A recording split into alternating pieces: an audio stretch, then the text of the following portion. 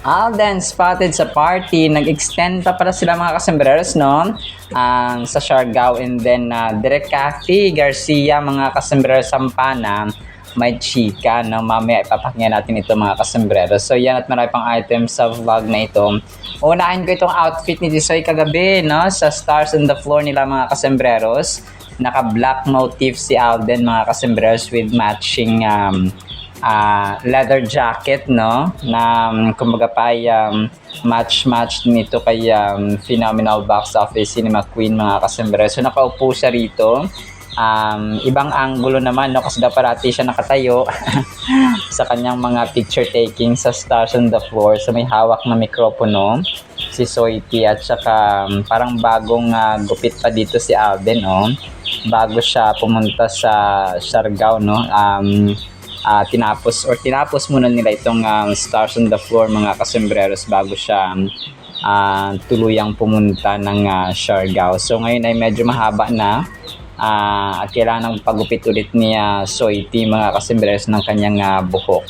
So dito ay bagong tupi, no, si Phenomenal Box Office Cinema King. Tapos pasegwihan ko ito, parang yung winners pala sa labanan kagabi sa Stars on the Floor ay sina Jao, parang team ni na Shanti mga kasembreros ang nanalo kagabi, no, sa Top Dance Stars Duo for the week. Hindi naman duo kasi trio sila.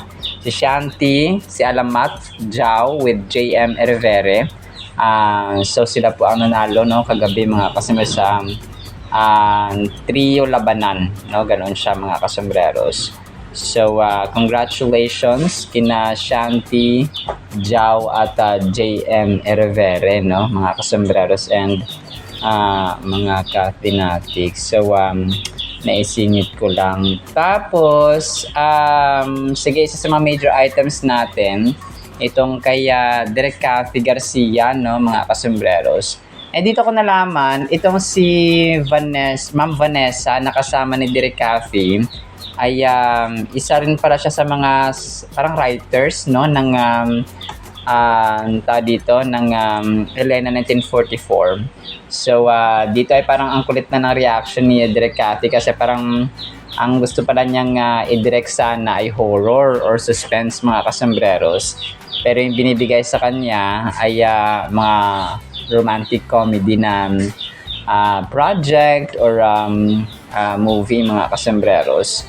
So pero sana, no, kung mabigyan doon ng pagkakataon ay suspense or horror mga kasembreros, or action, no, yan ang gusto niya mga kasembreros. So yun, tingnan natin, no, baka suspense, kasi suspense din naman kasi yung Elena 1944 suspense, medyo suspense naman siya mga kasembreros. Baka maging part siya, no, soon mga kasembreros, or kung kailan sisimulan yung Elena 1944 mga kasembreros. So yun po. Tapos dito ko nalaman na parang yung na-feature din dito yung sa comment section or sa description ng Radar PH mga kasembreros, kasi Radar PH yung nag-post dito. So parang na-mention dito yung Hello Love Goodbye, yung mga movies niya mga kasembreros, of course, no, na naging blockbuster.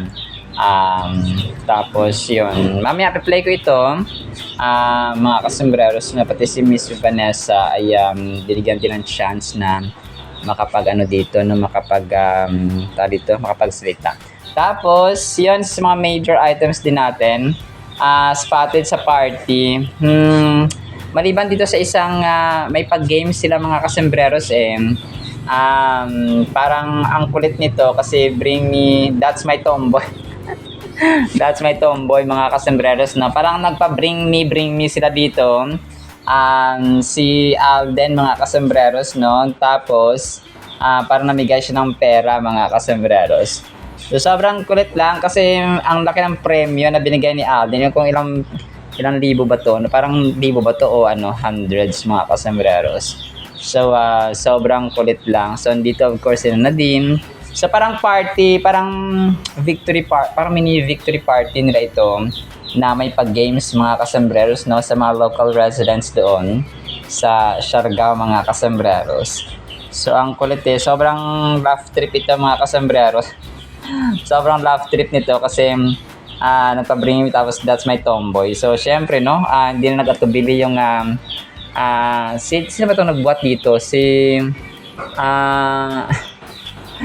Sabi ng mga sumisigaw, panalo ang tomboy. Panalo ang tomboy, no? Sabing gano'n ng mga sumisigaw. Sobrang cute na, tsaka sobrang kulit nila mga kasembreros. Eh di marami siyang pera, no? Kasi nga, hindi siya nahiya mga kasembreros na magpa-bring me, no? Doon sa palaro or games niya, Alden. Tapos, yung sabing, yan, nag-extend, no? Sina Alden. Nag-movie night para sila, no? Nanood sila ng pelikula, movie night nga ito mga kasembreros. Tapos, yon kasama dito si Nadine.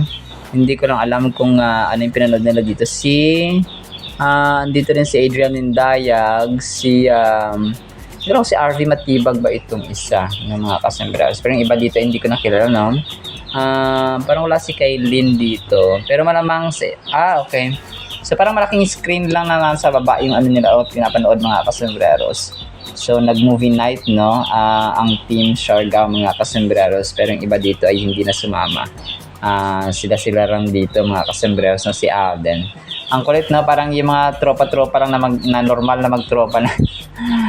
Uy, movie night tayo, no, bago tayo umuwi, no, parang extended yung kanilang ano dito mga kasembreros. Ako pa nag-voice over ng alas 2 ng hapon, May 25, 2026. So yung mga kaganapan ni Alden later than this hour ay sa susunod na po natin na items or sa susunod na natin na vlog may isasama mga kasembreros.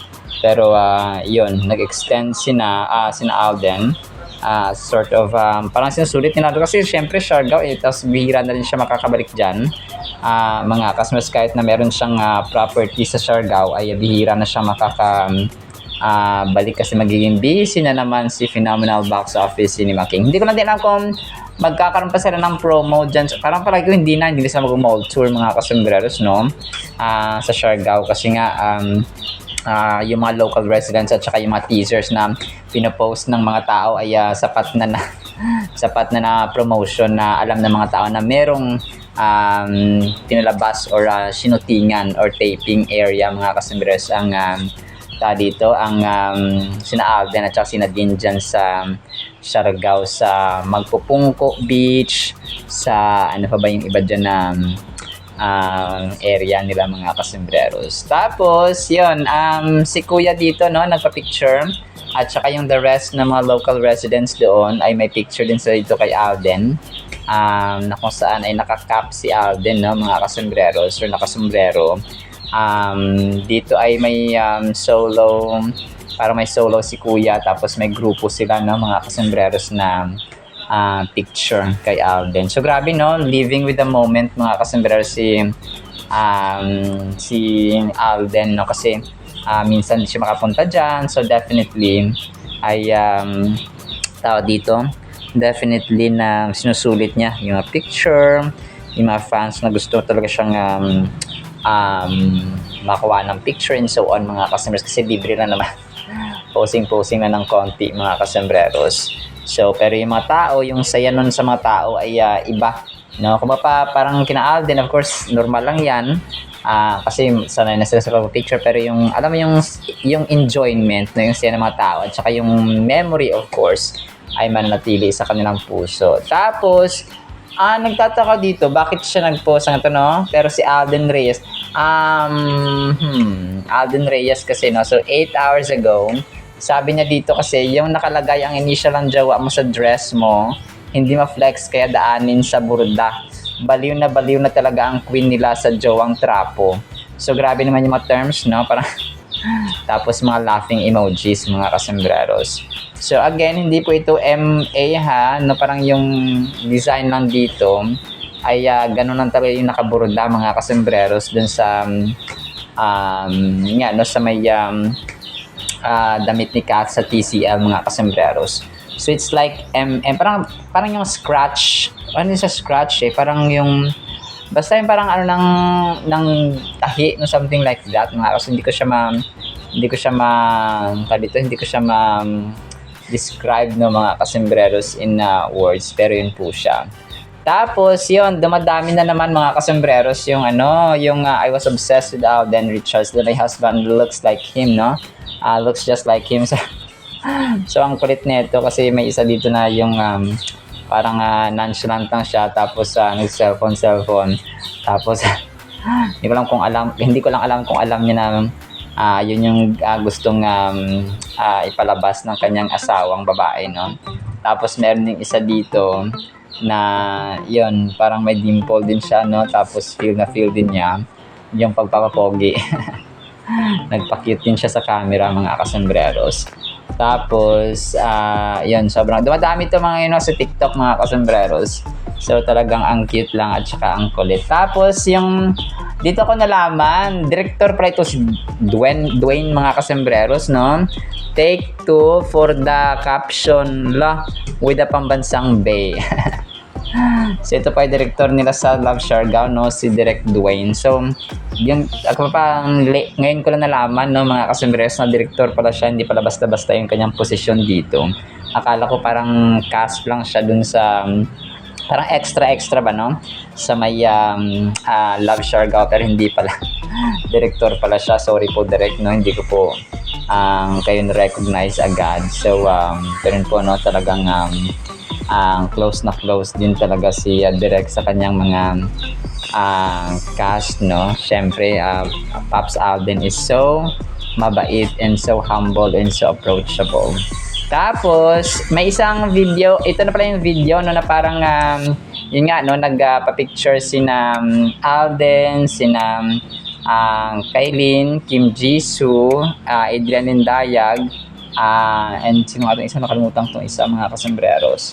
So na-flash ko na itong picture nito nung nakaraan pero ito pala yung video niya, mga kasembreros. So yung nasa kotse sila or nasa sasakyan, no, mga kasembreros, sa labas. Tapos yun, Showkey on point yung nakalagay dito.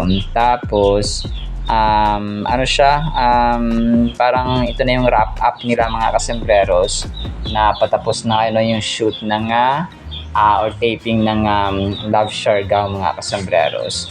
Tapos may isa ring picture dito ng isang ito na pala si Ashley Escarial, mga kasembreros.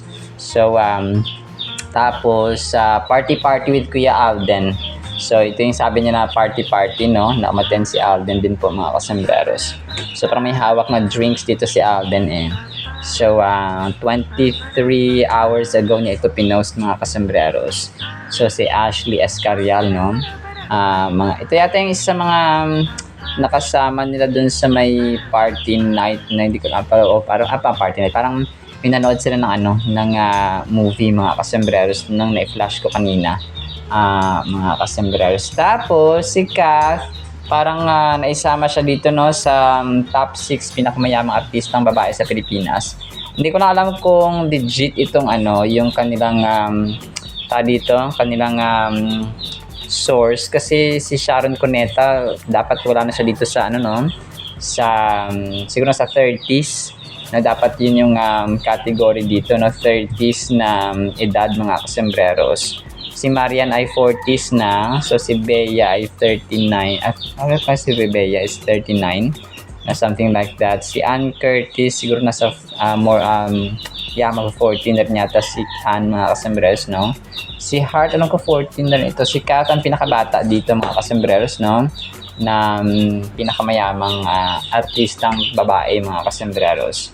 So pero kapag mayaman lang, syempre marami, no, mga kasembreros na mas mayaman pa kay Kath, mga kasembreros. Pero yun nga, no, talagang sila, matatanda na, siguro sila Gretchen Barreto,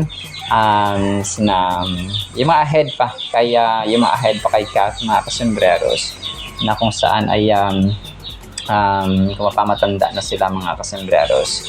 So pero sa pinakabata, yes, of course, no, si Kath ang the youngest and the youngest richest female celebrity. Tapos ito si Seth, parang napansin nila yung pagiging mabait din niya. at saka humble at saka gentleman mga kasembreros, no? Sa mga leading ladies or sa mga babaeng artista.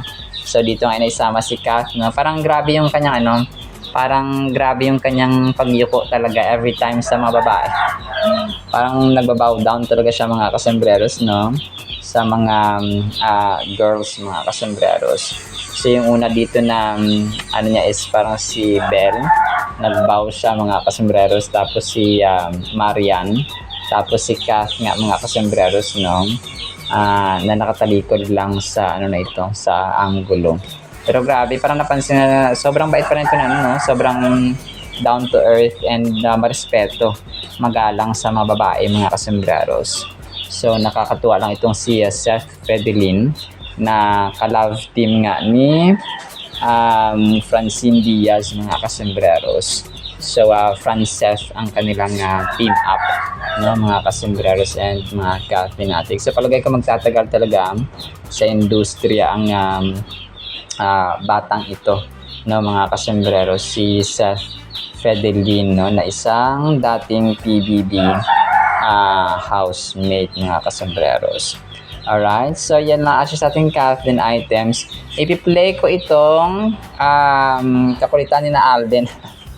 Kakulitan ni na Alden mga kasembreros. Tapos, pakinggan natin of course ang napakagandang salita po ng Panginoon. Isang pinagpalang araw po ha sa bawat isa.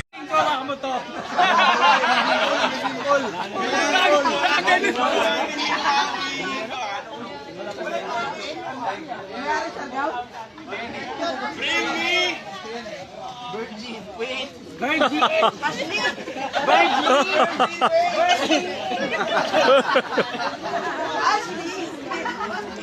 Bring me, that's my tomboy ng Surigao.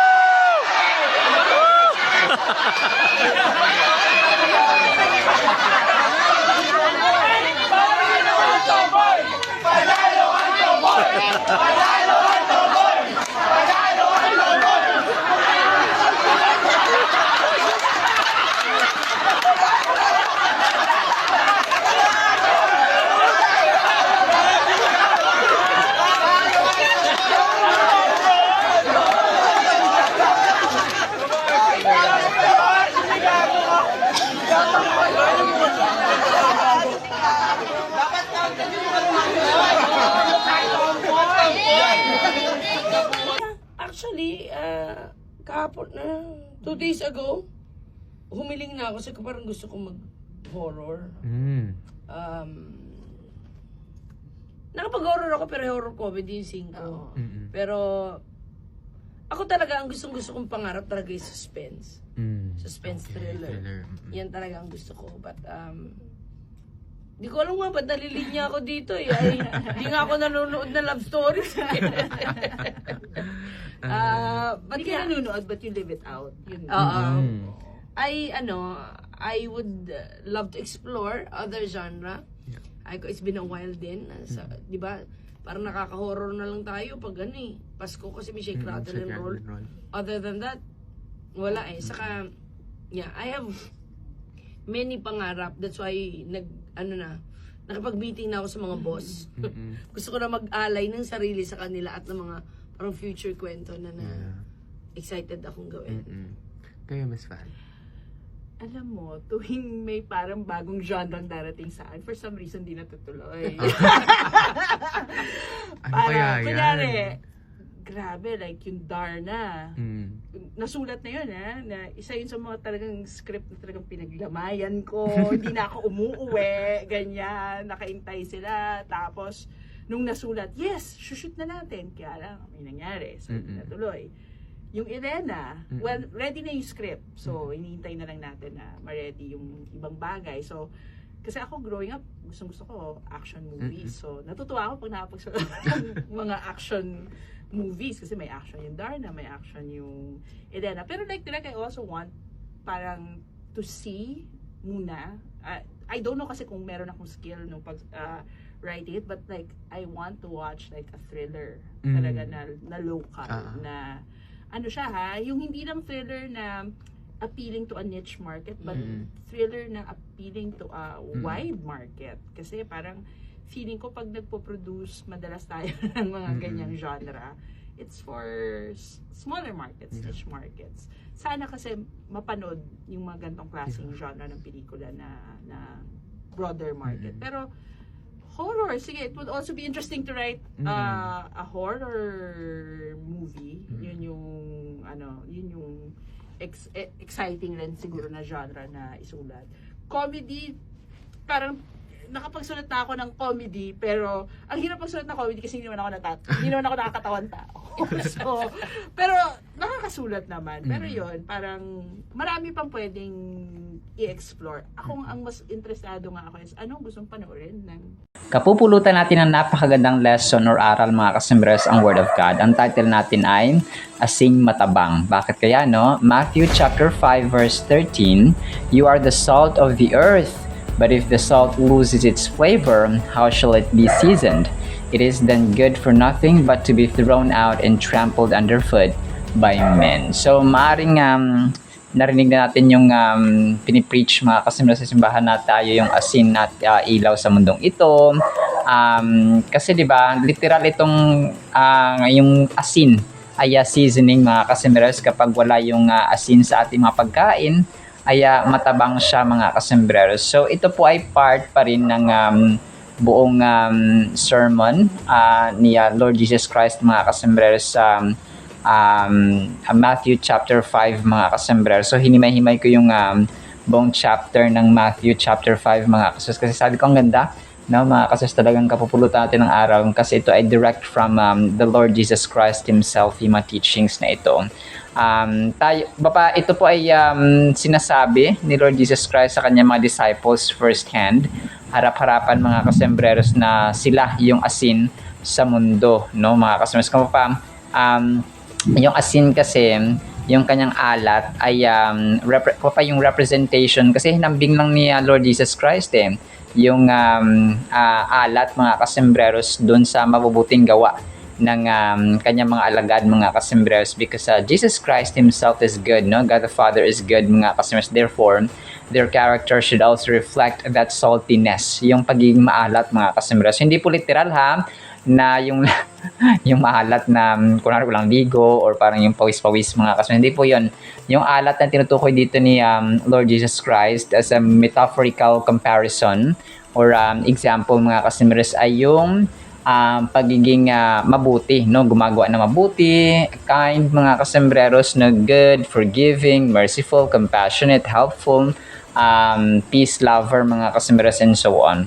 So gan po yung sinasabi dito kasi yung asin, 'di ba? Kung hindi maalat, hindi yan matawag na asin. So definitely kapag nakakalasa tayo ng maalat mga kasembreros, unang impression natin at unang sasabihin talaga natin, maalat to, maasin, no? Maraming asin dyan. Parang ganoon siya mga kasembreros. So ganoon din po ang isang tao. Kunwari, mabait siya, tapos nakita mo, prayerful, talaga nagbabasa ng Biblia, nananalangin, and then tumutulong sa pamilya, mabait, magalang, no, mapagmahal, and so on mga kasembreros. So yun na, siguro God-fearing, siguro born-again Christian to, siguro faithful sa Panginoon, siguro may relationship sa Diyos to ng matagal na, malalim na sa Panginoon. So ganoon siya mga kasembreros, madidistinguish yung pagiging maalat, yung pagiging Kristiyano natin according sa ating mga gawa mga kasembreros. So ito rin po yung sasabi dito ni Lord Jesus Christ na kapag nawala na yung flavor, nawala na yung pagiging Kristiyano natin sa actions, ay sabi dito, tatapakan na lang. Na parang wala nang silbi kasi kung sasabihin mong Kristiyano ka, kung sasabihin mong nananampalataya ka sa Diyos pero wala namang gawa, ay useless, no? Kaya si Apostol Pablo ay nagbabala, no, in even the apostles in Jesus Christ mga kasembreros, na anin mo yung sasabihin mong mananampalataya ako ng Kristo pero wala ka namang hindi naman nakita sa gawa mo, palamura ka pa rin, tapos sumusuway ka sa magulang mo, hindi ka mapagmahal sa magulang, hindi ka mapagmahal sa iyong kapwa, hindi ka tumutulong sa gawain sa bahay, and so on mga kasembreros. You're not looking or not caring for your family, and so mga kasembreros. So ganun po siya. So masasabi mo lang na may pananampalataya ka and God is with you kung ang iyong actions ay coincide mga kasembreros or parallel or tugma doon sa iyong pananampalataya. If you believe Jesus Christ, then the character of Jesus Christ will also reflect sa ating buhay. So kasi tayo ang reflection kung tayo po ay tagasunod ni Kristo, well definitely sundin natin yung kanyang ugali, no, na mapagpatawad, mapagpakumbaba, mapagmahal, no, talagang nagpupursu ng kapayapaan, banal, maawain, no, and so on, mga mabait, no, tapos of course, ay punong-puno ng pag-ibig, mga kasembreros. So, ganoon po siya, no, talagang, yung verse actual na to, na Matthew chapter 5 verse 13 is one of the most well-known verses, no, or passages of scripture sa Holy Bible. Salt of the earth is a phrase in common usage in the English language, but the phrase's meaning now has deviated from the original context in which Jesus first spoke it while teaching the crowds of ancient Judea. So ito kasi yung ito yung time na yun, no, sabi natin kanina ay talagang man to man, no, harap-harapan na nangangaral si Lord Jesus Christ, mga kasembreros, sa kanyang mga disciples. So, yung salt dito ay ginawa niyang tawag dito, example talaga, mga kasembreros. So, iba yung pagkagamit, metaphorical usage yung ginawa dito ni Lord Jesus Christ, mga kasembreros. So, the fundamental meaning of the call to be the salt of the earth is to be a saint. So, a saint siya, no, paging separated, segregated tayo, mga kasama. Saint, mga santo, no, parang malalim, no, at saka sobrang banal ng term na saint or santo, mga kasama. Pero ganun kasi ang kapag tinawag tayo ng Diyos, meaning you are separated from your environment. Like sina Matthew, sina Philip, sina Simon, di ba? Nung si Matthew talagang tax collector siya. So, he was in the office nung tinawag siya, mga customer. So, nung tinawag siya ni Lord Jesus Christ, ay sineparate siya. Inhiwalay siya doon sa environment na kung saan siya nagtatrabaho at naging buhay for a very long time. Kasi yun talaga yung trabaho niya, pagiging tax collector si Matthew, mga kasembreros. No, and the rest of the disciples, si Peter, mangingisda, no, talagang tinawag si Lord Jesus Christ, ay he was separated, no, from being fishermen, mga customers, kung kaya tinawag silang fishermen of people, mga customers, or fishers of men. So, ganun po siya. So, inihiwalay. So, ganun din po tayo, mga kasembreros. Well, sa atin, hindi naman ibig sabihin na lalayo tayo, mga kasembreros, or iiwan natin ating pamilya para lang maging santo or para sumunod sa Diyos, mga kasembreros. Maybe kung ang calling mo ay maging pastor or full-time pastor at doon ka titira sa church, or maging pari or ano man dyan na missionary, for example. So, hihiwalay ka talaga. Pero, most of the time, ay hindi naman lahat hindi naman lahat pastor, hindi naman lahat preacher, hindi naman lahat worker sa simbahan. So, sa ating mga tahanan, talagang dapat tayo po ay hindi man separated, pero yung ating ugali ay nagre-reflect, mga kasembreros, na yung alat, yung Christ-likeness, mga kasembreros, na kung saan ay gumagawa tayo ng mabuti, align at saka pareho, reflection ba ni Lord Jesus Christ, mga kasembreros. Salt then, as used in Jesus' metaphor, is just about the most comprehensive piece of imagery that describes Christians. So, grabe, no? Yung asin ay description para ng mga Kristiyano, kagaya natin, mga kasembreros. When Jesus tells his followers, you are the salt of the earth, he is revealing the spiritual reality of the church as a sign of God's covenantal love. But he is not merely revealing this aspect of the church in her institutional form. He is instead revealing this to the church as her members. So Matthew 5 verse 13 is a concise description of the mission that we, as members of the body of Christ, are sent out for. Therefore, Matthew chapter 5 verse 13 is not just a description of us as the salt of the earth, but a mandate to be the salt of the earth. So ano siya? Commandment talaga siya, mga kasembreros. Hindi lang siya optional na, Kristiyano ako, taga-manampalataya ako ni Kristo, so magiging mabait ako ngayon, tapos bukas hindi na, tapos sa susunod na naman, gano'n. So, hindi po siya optional, mga customers. May mga times na rough times, yung mga circumstances at situations natin, kasi hindi naman na pare-pareho araw-araw. May mga times na parang normal days lang, may mga times naman na talagang haharap tayo sa isang mabigat na challenge or pagsubok, mga customers. May mga times naman na sakto lang, no? Parang usual lang pero may konting aberya, may konting problema. So, hindi pare-pareho. Pero, yung ating character dapat hindi nagbabago. Well, definitely, may mga times na naging impatient tayo. Kasi tao tayo, mga kasmeres, we're not perfect. Pero dapat ay bumabalik tayo, nagiging resilient at nagbabounce back tayo dun sa core value natin, which is Christ-like, mga kasembreros. So, yung paging loving, gentle, kind, faithful, generous, good, no? Tapos yung paging forgiving, yung peace, yung fruit of the Holy Spirit, mga kasembreros. So ganoon po siya, no? Kailangan mag-bounce back tayo at bumalik tayo dun sa ating kasi may mga problema tayo, na-lose yung patience natin, naging impatient tayo. Tapos tinitest minsan yung ating pagpapatawad, parang ayaw patawad. But we have to pray, we have to ask, we have to request God, we have to beg for God forgiveness para tayo po ay magpatawad, mga kasembreros, no? And of course, yung pag-ibig talaga na may ibabaw sa lahat, mga kasembreros. So, yung atin pang mga ito yung dapat gawin natin, i-preserve natin next generation, yung mga anak, pamangkin, apo natin, turuan natin sila ng salita ng Panginoon, enhance and heal the culture.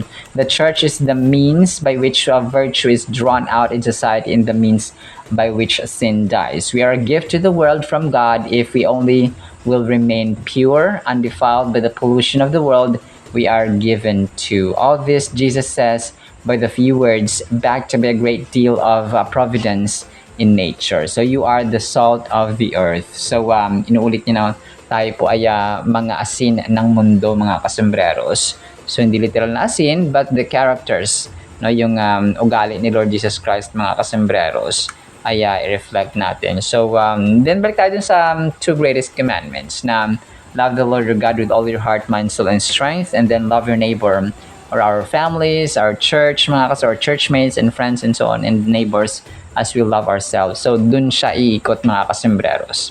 Alright? Sinama sa ating Word of God, ha? No, apoy pagpalain po tayo ng pag-ibig, pananampalataya, pag-asa, at naging asin tayo, mga kasembreros, sa ating kapwa-tao. In the mighty, holy, sweet, magnificent name of the Lord Jesus Christ, we pray, with the communion of the Holy Spirit of the living God. And everyone said Amen and Amen. See you sa next segment, mga kasembreros, and paalam po.